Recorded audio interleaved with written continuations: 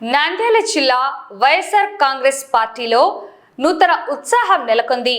Party రాష్ట్ర అధ్యక్షుడు YS Jaganmohan Reddy ఆదేశాల మేరకు జిల్లాలో పార్టీ బలోపేతమే లక్ష్యంగా నూతనంగా నియమితులైన పలువురు నేతలు నేడు మాజీ ఎమ్మెల్యే శిల్పా రవిచంద్ర కిషోర్ రెడ్డితో మర్యాదపూర్వక భేటీ నిర్వహించారు.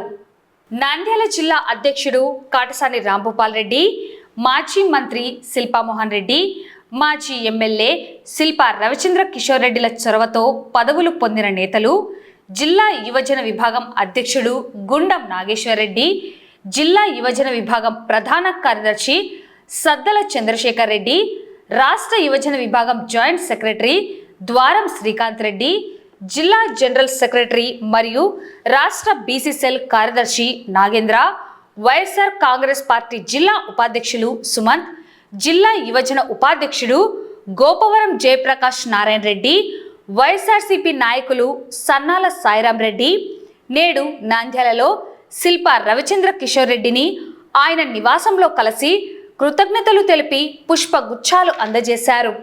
ఈ సందర్భంగా నూతన కార్యవర్గానికి శిల్పా రవిచంద్ర కిషోర్ రెడ్డి శుభాకాంక్షలు తెలియజేశారు. పార్టీ నమ్మకాన్ని వమ్ము చేయకుండా క్షేత్రస్థాయిలో పార్టీ బలోపేతానికి ప్రతి ఒక్కరూ సైనికుల్లా పనిచేయాలని ఆయన పిలుపునిచ్చారు. రాబోయే ఎన్నికల్లో వైఎస్ఆర్ కాంగ్రెస్ పార్టీ భారీ విజయం సాధించడమే లక్ష్యంగా ఇప్పటి నుంచే ప్రజల్లోకి వెళ్లాలని దిశానిర్దేశం చేశారు.